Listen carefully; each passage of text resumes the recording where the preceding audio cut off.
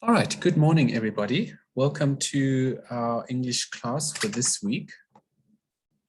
Today, we are going to be concentrating on how to formulate an academic argument. And we're going to relate that to your task for the end of the semester. But we're also going to look at some examples of bibliography, because you have a bibliography project coming up towards the end of October, or middle of October, sorry, and I need to ensure that you know how to accomplish that. So I think perhaps what we should do is start with that so that we get an idea of what you can work on your own. So I'm going to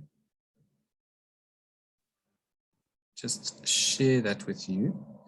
Let me just put up the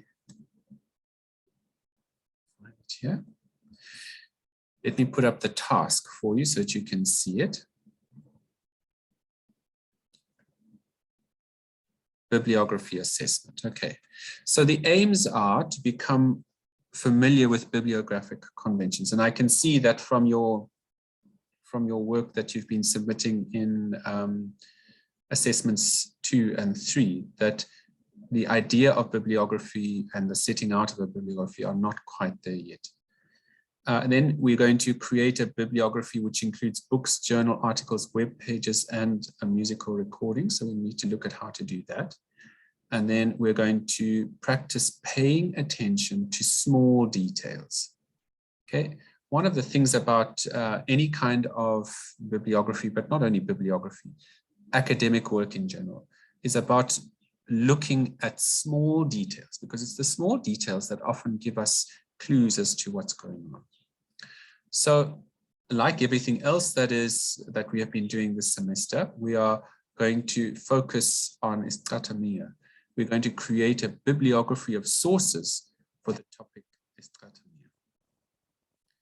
The bibliography must include a minimum of 14 sources. So it can have more than 14 sources, but everybody is required to have at least 14. Of those 14, 5 need to be books, 5 need to be journal articles, 3 web pages, and a YouTube video. The entries must be in alphabetical order according to the author's surnames, and each entry must be completely correct. So I want to, let's begin where you would need to begin with this. We'll go onto the UKZN webpage, library webpage. Let me just share this with you so that you can see what I'm. So UKZN library. Can you all see the screen, by the way? Yes, sir. So we go into the library webpage.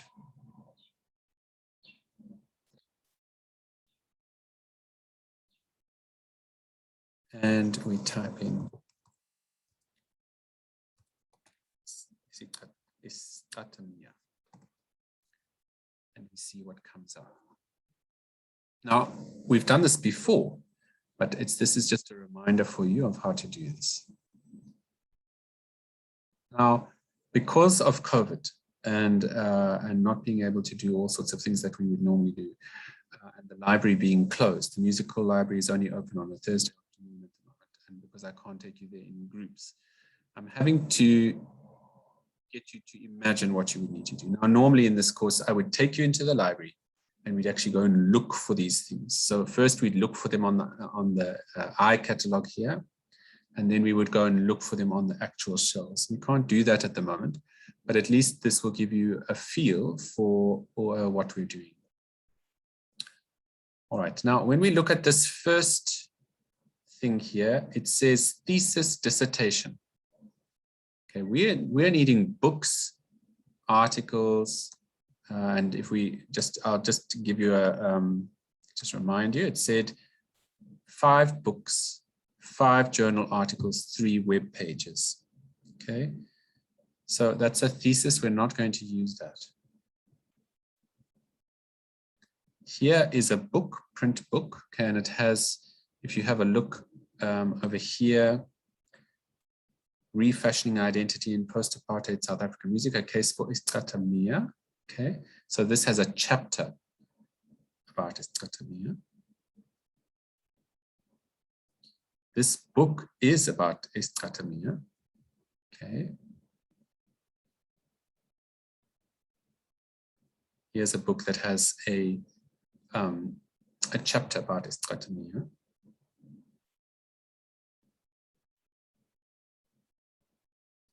Here's one about Joseph Shabalala. So that's definitely important there.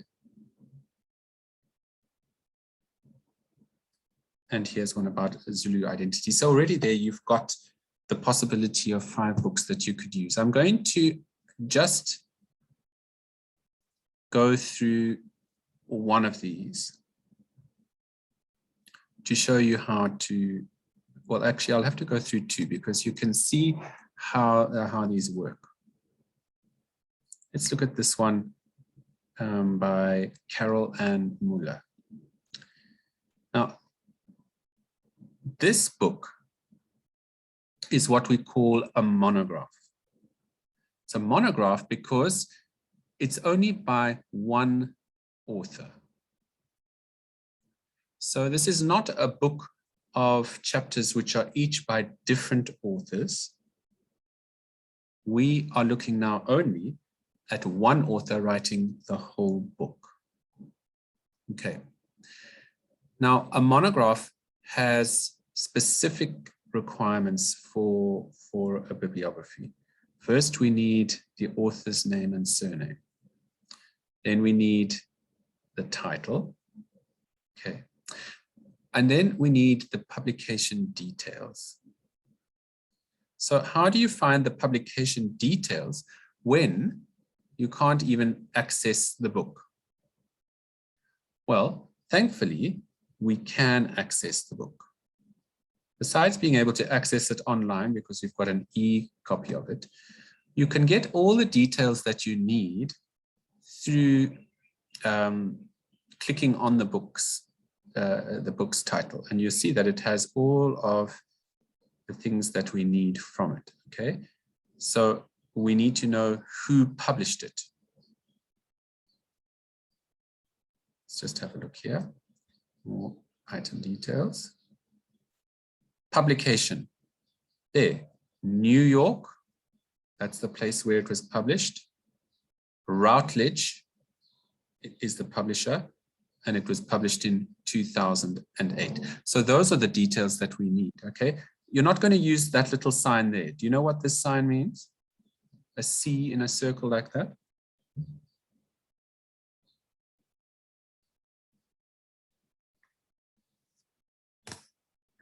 Anybody know what a little C in a circle means?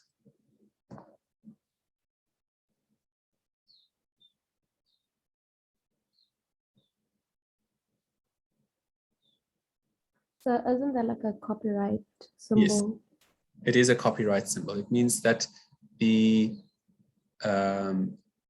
book itself that we are talking about here, it belongs to the author, who is Carol Ann Muller. She claims it as her own. Okay, and if you use any part of that, you need to ask her permission, or you need to cite her. You need to say that she was the writer of it. Okay, so that's what copyright means. You would put copyright on music that you write, for example, because it's your music, you wrote it. And then if somebody else wants to perform it, they would need to ask your permission, or they would need to say that you were the composer of that music. Okay. Sometimes with copyright, people have to pay for the privilege to perform your music or to use your words or whatever it may be. Okay. It depends entirely on a number of things like who the publishers are and what have you. Right, so what I'm going to do now is actually do this bibliography setting for you. The only thing is, you may not actually use this particular source in your bibliography, okay? Because you need to be able to demonstrate that you can do this on your own, right? But I'm going to show you how to do it using this one. So let me stop sharing the web page, and I'll do I'm going to share now for you, sorry, a blank document so that we can do this together. Right, so for a what we are needing is the author's surname first. Okay, so that was Muller. And then her first names, Carol. The date of the publication was 2008, so we put that next. You see that I've put it in brackets, and then I put a full stop. Okay, so let's review this. I put the surname, then the first name, the date in brackets. Then we use italics. Okay, so you put italics on, and we put the title of this book, which is Focus, Music of South Africa. We write Focus. Subtitle is of South Africa. Once you put the whole title, you put a full stop and you go out of italics. So now we're not in italics anymore. The italics is only for the title. Okay. The next thing that comes is the place of publication. That is New York. Remember where we found that detail? New York. Publisher was Routledge. I think I might have spelled that incorrectly. Just check. That needs it. Full stop. You notice that I write here New York, then I put this thing here, colon, space, Routledge, full stop. So you write Muller, the surname, comma, space, and then the first name, space, the date in brackets, full stop, space, title in italics, full stop, space, place of publication and colon, space, Routledge, full stop. All of the spaces, all of the full stops, all of the colons and the commas, they have to be in the right place for it to be correct. You have to get all of those things correct for it to be right. Okay. So this is for a monograph. Right. Now let's look at a book that is a collection of essays. So we'll go back to, let me stop sharing quickly. We'll go back to the web, to the library web page.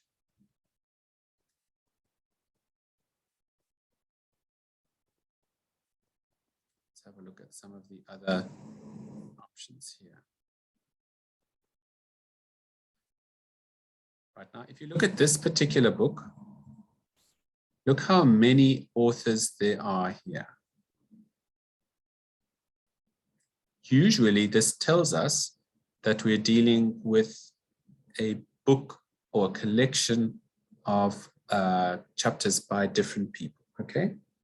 So let's do one of these so that you can see how that works. I'm going to click on this so that we can go into the book. We can see all of the details. You can see that it was printed in Cape Town by Kwela Books in 2001, but it's also available online. Okay. We're only going to use the printed book book version. Then, even though it has all of these authors, we're not going to list all of them. We're only going to list the editors. Here are the editors, over there. Okay. So this is how you cite, I mean, how you put into the bibliography a collection of essays. Let's open that document again for you.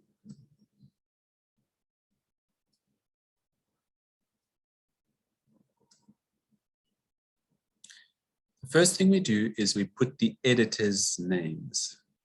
So let's get those editors.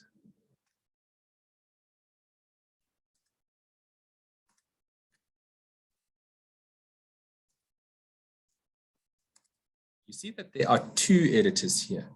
We only put the surname of the first one at the beginning.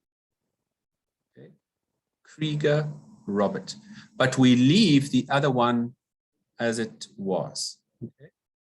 The reason for this is that when you are going to put your bibliography into alphabetical order, it is in alphabetical order according to the first author's surname. So only the first author has to have the surname first. Okay. Just want to get the formatting the same. Because they are editors and not authors, we have to write ed like this. Eds. That tells us that they're edited by. You put a space. Then you open a bracket so that we can put the date. The date was 2001. And then we put a full stop. All right. Now we do exactly the same as what we did for the monograph. We put into italics the title. And the title was Culture in the New South Africa. We have to use title case. Do you remember that I showed you that app where you can put it into the app and it gives you the title case? Culture in South Africa. Sorry, in the New South Africa. New South Africa. You see that every word, the first letter is a capital letter, except for the smaller words over here. But if you're worried about which ones need to have a capital letter or not, go to the app and use the app. It will tell you how to do it. Okay. That's the title of the book. Now we need to have the place of publication and the publisher. The place of publication was Cape Town, and the publisher was Kwela. Now, in the alphabet, K comes before M. So we move this one above here so that it can be in alphabetical order. Okay. Now it's in alphabetical order. Now, let's say you wanted to put a bibliography for one of the chapters in this particular book, only one of the chapters. Then you follow a slightly different route. Okay, let's go back to the web page.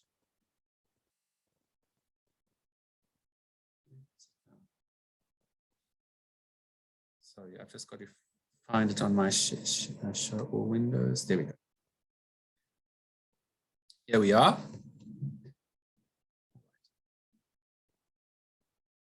Let's have a look and see if it gives us all of the details.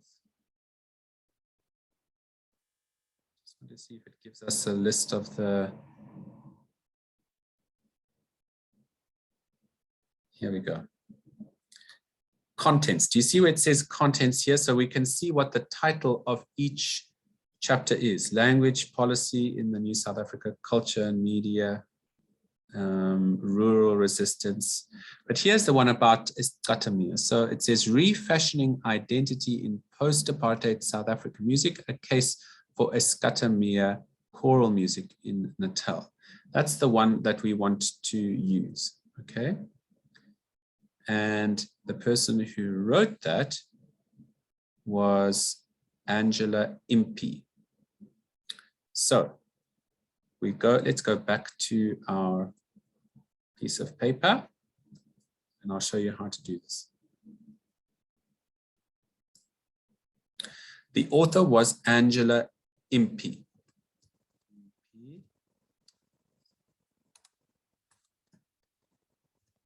There's her surname, there's her name. Okay. The book it's this book that we're taking it from, so we know that the date of publication was 2001. Now the change is that we write the name of the article in quotation marks. Do you see this is a quotation mark? Okay. So we put the full into the, here it is. Just want to get the formatting right. And we have to change some of the letters to capital letters. Identity in post-apartheid South African music. Case for Iscatamia oral music in KwaZulu-Natal. That's the whole title. Then we close there, okay? And we put comma in. So it tells us that this chapter comes from or in another book. Now we have to put the title of that book. It comes from that book. We put a comma, edited by. Now we put the editors. Except we go back again to the first name and surname, like that. Edited by Robert Krieger and Abebe Zegeye. Full stop. Cape Town.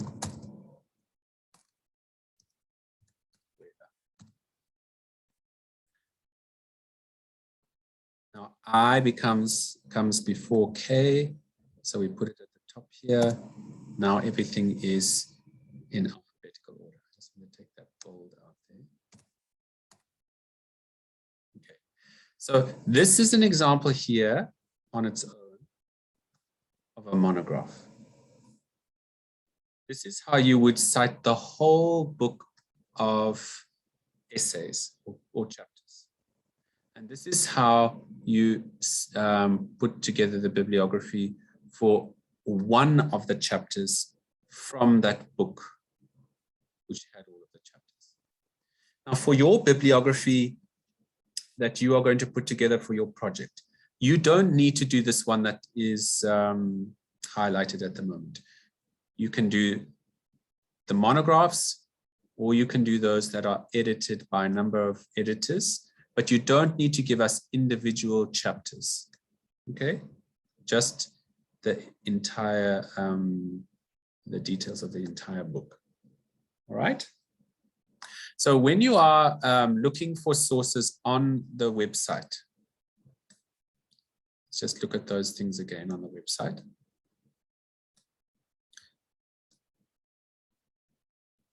When you are looking on the website, and you start here, these are all of the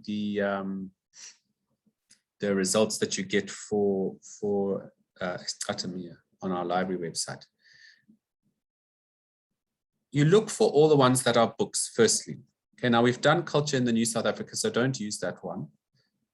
But you can use this one, Night Song, Performance, Power, and Practice in South Africa by Viet Eilman. Now, is this a monograph or a collection of chapters by different authors? A monograph or a collection of chapters by other authors? Which one is it? A monograph. It's a monograph because there's just one author here, and that one author wrote all of the chapters, okay? We've done the one on Carol Ann Muller. And let's look at this one here.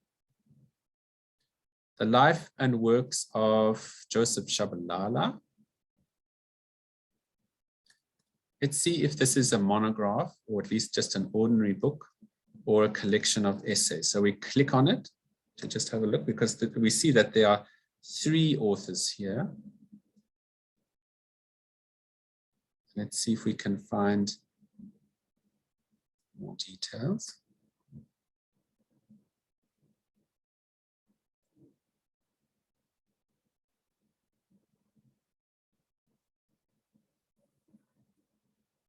So this is a normal book because none of the chapters are written. So A.J. Tembela, for example, didn't write chapter 1 and Radebe wrote chapter 2. All three of these people wrote the whole book together, okay? So when you put them in the bibliography, you're going to list Tembela, comma, A.J., Edmund Radebe, and Edmund. Oh, why have we got two Edmund Radebes there? Okay, so there are only two authors, Tembela and Radebe. You use both of their names, the full title, and there's the details for the publication. Okay, so that one would be fairly simple. It's like a monograph. Okay, that one is like a monograph. It just has more than one author, but it's fulfilling the same function. This one over here called Zulu Identities. Is this one a monograph or is it a book of chapters? Let's have a look here so that we can see. Look, do you see this? It says edited by. As soon as you see edited by, you know that it's going to be a collection of chapters or essays, okay? If it doesn't say edited by, it just means that those people actually wrote the book together, like that one that we've just looked at now. So when you see the words edited by, that's a clue. It tells you it's a book or a collection of essays. So you would need to do the formatting as though it is a book of essays, okay? Make sense? Let's just have a look at a couple more just to make sure that you're getting the idea.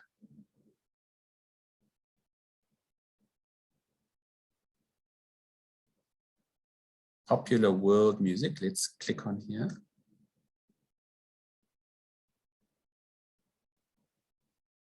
Here, do you see where it says author? It's just Andrew Shariani. It doesn't say edited by Andrew Shariani, just Andrew Shariani. So this is a monograph. Okay. And you'd need to do the formatting for a monograph for that one. Let's look at another one.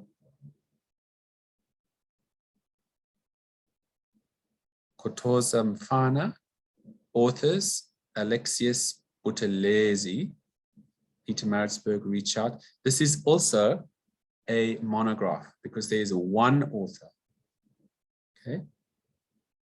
And that author is not an editor. Okay, so that gives you an idea of how to look at it. And you'll find there are lots and lots of different sources on Istratamia. Okay, so that would give you the 5 books. Now, let's look for how you would look for the 5 journal articles. You go again to the library, the main library webpage, and you click on Google Scholar like this, okay? And you're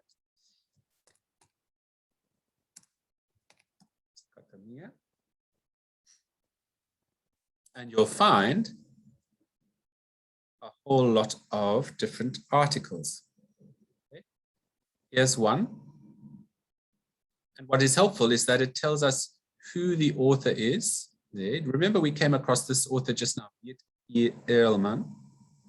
And it tells you also the title of the journal in which it was published and the year in which it was published. Those are very important things there, okay? Then there's the one that we've read, Soft Masculinities, Istratamia and Radio. You can use that one in your bibliography if you like. Here's another one by Liz Gunner, okay? There's the name of the journal. There's the date, okay? Here's another one. There are the authors. There's the title of the journal. There's the date. Okay. Let's go through the one that we've actually read already, this one by Liz Gunner, so that I can just ensure that you have all of the details correct. Okay, so here is the actual article.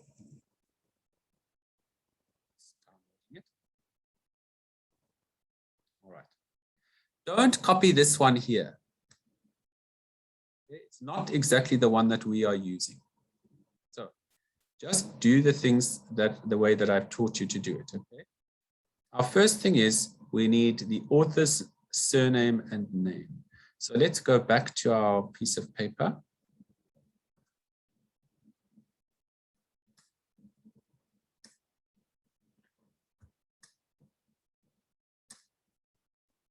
And we write Gunner this.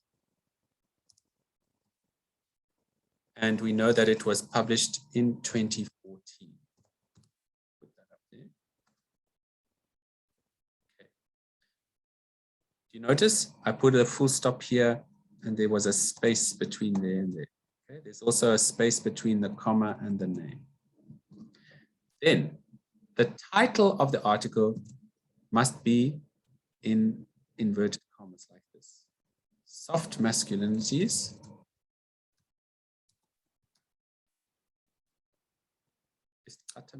And radio.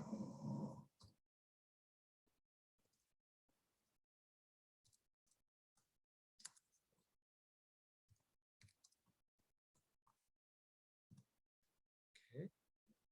Then, comma, the journal comes in italics. Journal of Southern African Studies. Journal of Southern African Studies. Then we have to say what volume that was. Volume 40. And which issue? Number 2. Do you see that I've put a comma over here after there? I've got vol full stop. And there's a space, 40, comma, space, number, space 2. Then colon. We put the page numbers. So how long this is, it's from page 343 to 360. Full stop. Okay. So the journal gets the italics over here, but we have to include these volume number and so on. Let me show you where you would see that in the article.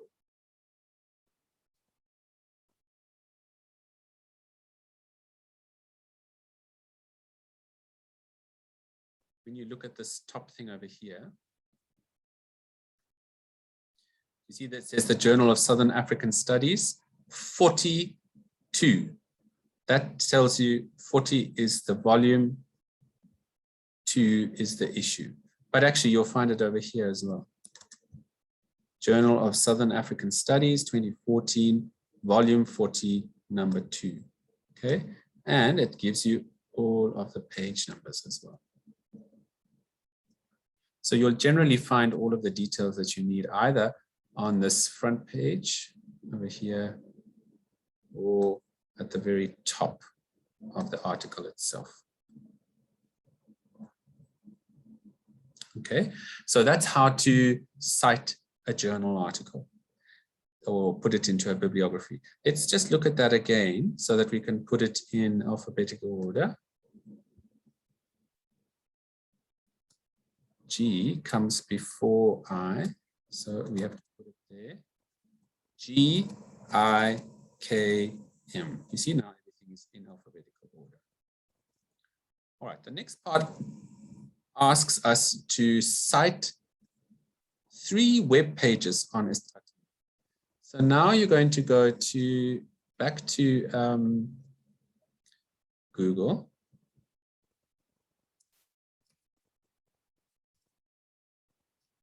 And we type into normal Google. This is not Google Scholar, just normal Google, Stratamia. And we're not going to use Wikipedia. Don't cite Wikipedia for me. I'm not interested in looking at Wikipedia. Here's one. What is Stratamia?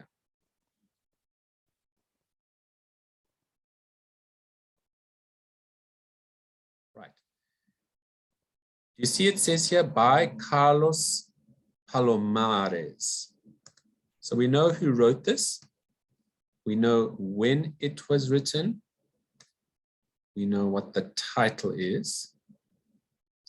And we know that it comes from the University of Michigan website. Okay. So Sorry, sir, I can't see. Okay. You couldn't see it? No, sir.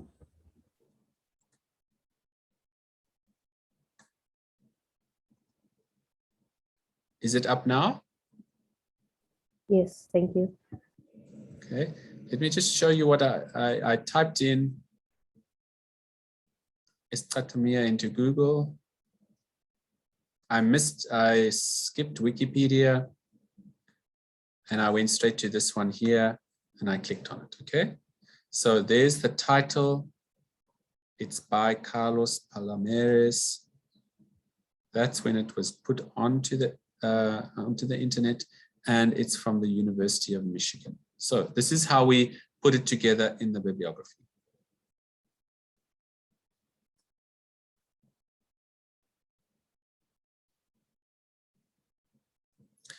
First, we put the person's name and their surname. So let's put this. Palomares. Just make sure that I've spelled that correctly. Palomares, sorry.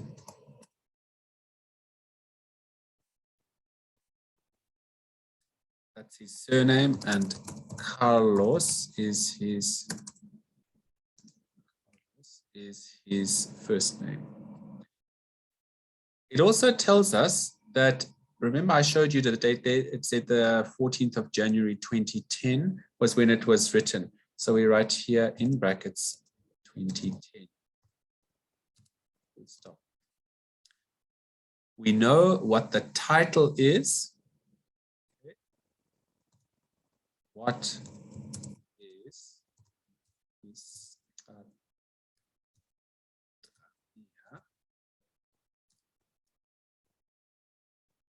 Then we need to put the address of the web page. Let me show you where to find that.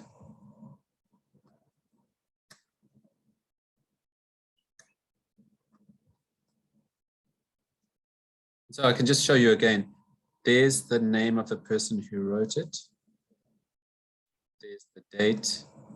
Here's the title. If you go up to the very top here, this is the thing that we're needing, okay? So you click on it like that and you say copy.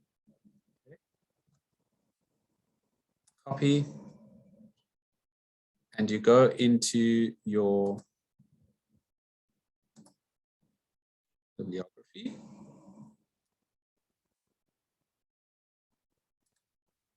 Just open it up here and you paste it here. There it is, okay? And then you put into brackets, accessed, and you put the day, this very day. So today is the 13th of October 2021. All right. There are all the ingredients you need for a web page. I just want to show you some other things just in case, okay? Now, sometimes you might choose a web page that hasn't got all of those details. Let's see if we can find one.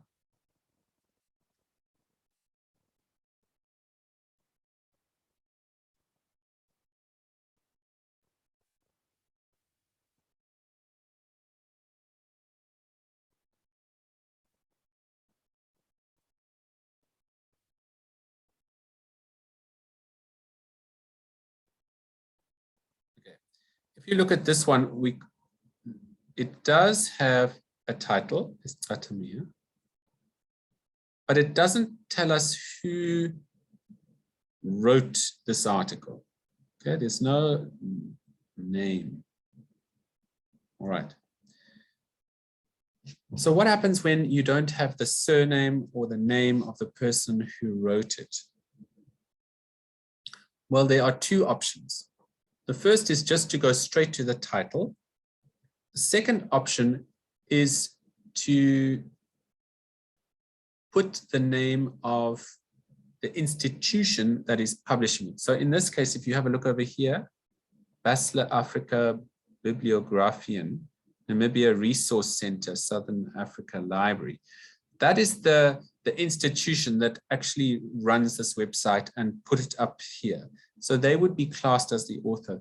So we would write Basler Africa Bibliographian as the author.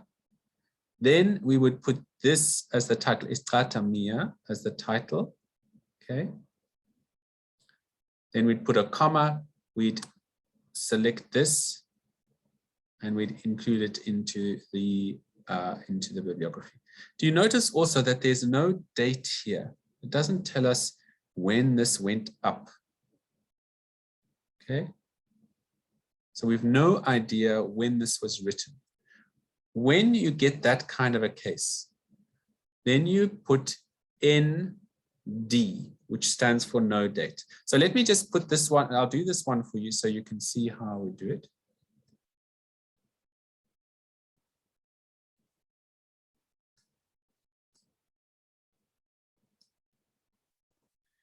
So for author, I'm putting the people who own the website.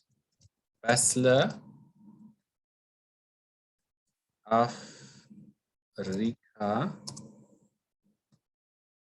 Bibliography.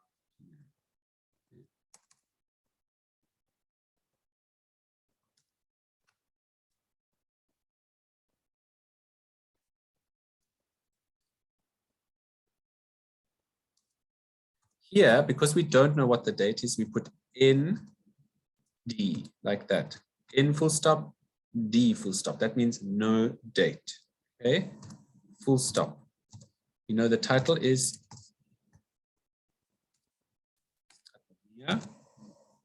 comma. We copy the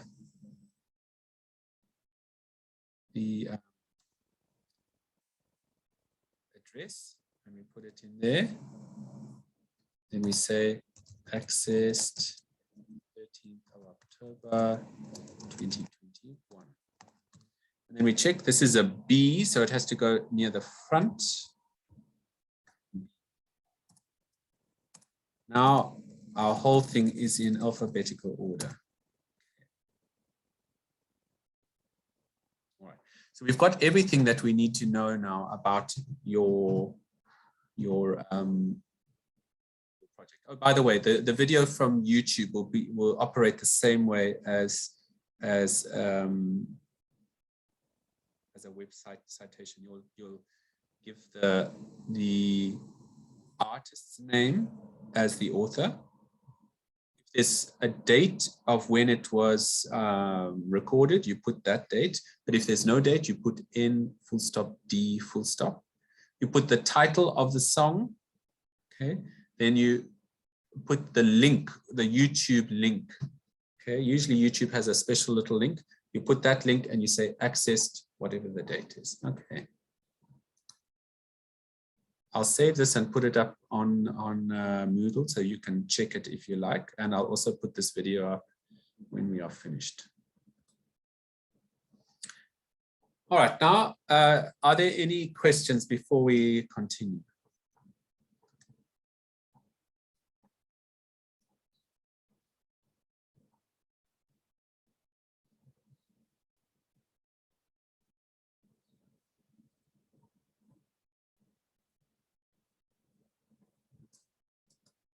No questions?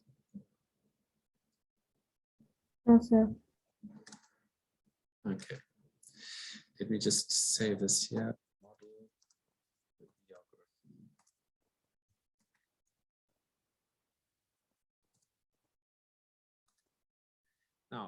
I'm asking you kindly not to use any of the sources that I've put on that model bibliography, okay? Otherwise that would defeat the purpose. Go and find your own things so that you can demonstrate to me that you know how to do these things. Okay? If you give me the same things that I put up there, I'm just going to ignore them as though that was not one of the that doesn't include one of the requirements, okay? The only exception to that is the one by Liz Gunner that we've already done in your project, okay? You've already worked on that, so you can use that one, okay? All right, so now I just want to spend a few minutes talking about how to write an essay. I'm sure you've learned before at school and elsewhere that an essay needs to have an introduction, a body, and a conclusion. That's very easy. Actually, it seems like, okay, it's easy. We write a little introductory statement, then we write and write and write, and then we write a conclusion. But that's not actually how an essay works. You don't just write and hope for the best. We are actually looking for a specific type of setup or way that it should work. Okay. Next week, we're going to look at how to write an introduction, and the week after that, we're going to look at how to write a conclusion. But now I want to speak to you about the body of the essay, because very few people actually tell you how to write the body of an essay. When we are writing an essay in a university setting, we are, in a sense, being like a detective. And a detective finds evidence. Once he's found evidence, he brings it to a court of law where he presents it to the court so that they can make a decision about whether somebody has committed a crime or not. Okay? So imagine that you are a detective and you've been employed to find evidence about something. Once you've found that evidence, you're going to bring it to a court of law and present all of that evidence so that you can make a conclusion about what that evidence means. That's what an argument is, okay? It's collecting evidence to prove a point. And in academia, here at the university, we want you to collect evidence from reliable sources. I've spoken to you about this before. Reliable sources are ones that have been peer reviewed, that people agree is reliable knowledge, okay? So when you are writing your essay for the end of the semester, you are looking to use reliable sources. And we've already identified those two sources because the essay requires you to only use two sources. The one is the Liz Gunner article that you read. The other one is the Caesar and Lovu thesis that you read. Those are the only two that you're allowed to use, okay? So you already know that they are reliable sources. We are gathering the evidence about your essay from those two sources. Your evidence is coming from there. So you are going to be the detective of those two sources. And in those two sources, you're going to look for evidence about masculinity or about changing masculinity, all right? When you are going to write an essay, the most important thing is to look at what the question says. So let's take a look at what the question actually says so that we know that we are answering it correctly. So you should see it any minute now. There's your essay assessment. And it says, write a 2-page essay on the changing gendered nature of estratomia.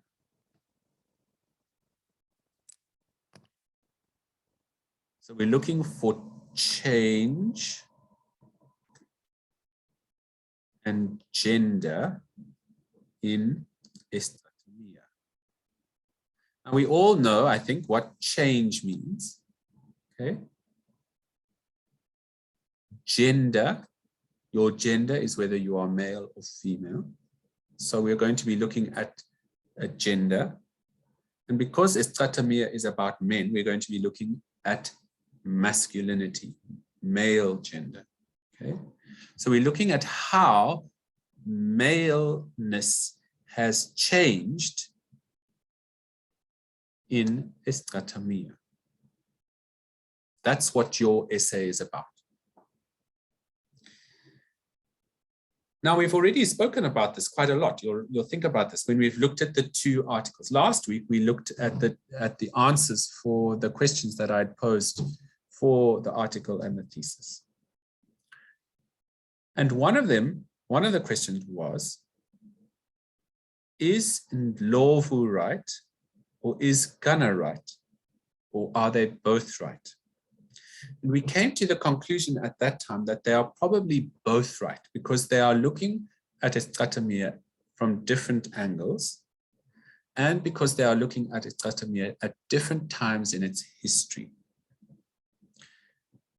Caesar Ndlovu looks at estratomia from the 1950s, 60s, and 70s, whereas Liz Gunnar looks at estratomia in the 2000s. Okay, so there's a gap of time. And in that gap of time, the genre of estratomia has begun to change, right? So when you are writing your essay, you're going to look for evidence about what Caesar Ndlovu wrote about what men were like in estratomia. And you are going to compare it with what you find in Liz Gunnar. That's your other evidence, okay? And you're going to come to a conclusion about how things have changed, how men have changed, or how masculinity in estratomia has changed. That's what you're looking for. That's what you're going to be aiming to show me in the essay. And that's what the body of your essay is about. You are going to provide the evidence which shows that there has been change. So, for example, you would say,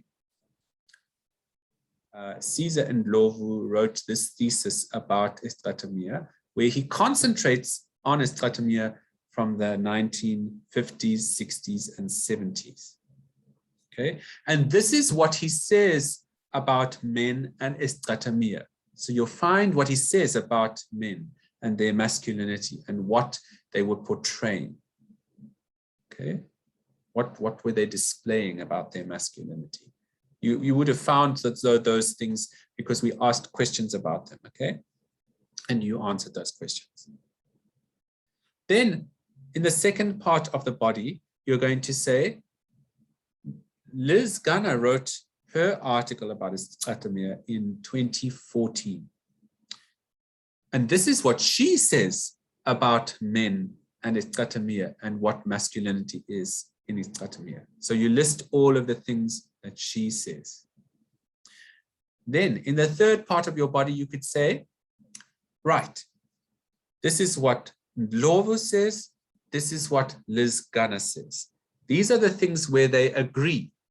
Okay, so some of the things will be the same. These are the things where they disagree. And that's where you find the change, where they are not the same anymore, okay? Once you've said, these are the things where they agree, these are the things where they disagree. Once you've found what the disagreement is, you can then say in the next part of the essay, now we can say that estratomia was like this, but it's now like that. So it's changed. This is the way it's changed. And that answers your question. You've provided evidence from the one source. You've provided evidence from the other source.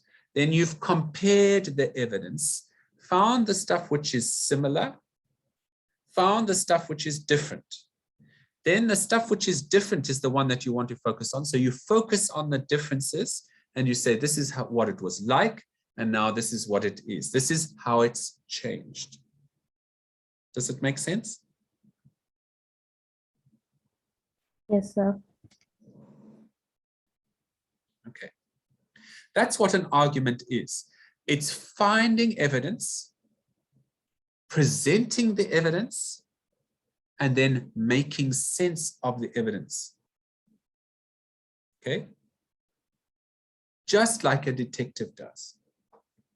And that's what you're being asked to do at university. To look for evidence in reliable sources, to evaluate that evidence, to look at it, to think about it, to see what it means, and then to come to a conclusion about it. And sometimes you are going to compare evidence from different authors. Sometimes you are going to talk about evidence from from a number of different authors or from the same author. Sometimes you are going to show two very different views about one thing, and then say why this might be the case, why people might have different views. Okay, but in every case, we're using evidence from one place or from some source and from another source, and we're using that evidence. Now, the citation process, the using of bibliographies and citations, is showing us where the evidence comes from. Remember, we've spoken about putting the author's surname, the date, and the page number, right? So when you are finding your evidence, make sure that you keep a track of where you found the evidence. You're the detective, remember. If you went to court and you said, I found this evidence, and they said, but you haven't told us where you found this evidence or when, so it's not permissible in court. The same is true in your essay. If you don't tell us where the information comes from, it's not valid. Okay? So you have to tell us where the information comes from. It comes from Ndlovu 1996, page whatever, or it comes from Ghana 2014, page whatever. Okay? Your evidence comes from a place, and you are going to tell us where that place is. Otherwise, your information is not valid. Does it make sense? Yes. Yes. All right. That is what I wanted to speak about today. All right. That gives you an idea of how you're going to put together an essay, not just the essay that we are expecting of you at the end of the semester, but essays in general. Okay. And next week, we'll look at how to introduce an essay or how to write an introduction. And the week after that, we'll speak about how to conclude an essay so that you know how these conventions work. Okay. Are there any questions that you want to ask? So I was gonna ask if there's any subheadings involved, but then you said that next week we're gonna be talking about how to introduce. Correct. I will be concentrating on that. Okay, so thank you. Sure. Any other questions?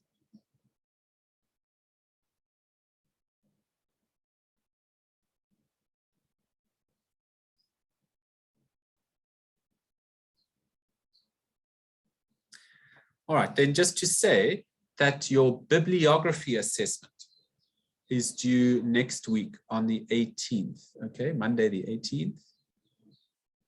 And your essay assessment is due on the 8th of November, okay? So 18th of October, in fact, I think that I may have delayed this by a week. I think I said, yes, we've delayed it by a week because you have your theory assessment. You just check when I delayed it to confirm for you. I've delayed it until the 25th of October. So you've got an extra week to do that, okay? I don't want you to have to submit this and do your theory assessment on the same day. So please make sure that you submit on the 25th of October. Okay, that's the bibliographic one. The other one remains on the 8th of November as planned. Okay. All right, that's everything that we need to do today. I thank you for your time. If there are no more questions, we can finish for the day. I want to make sure that there are no more questions.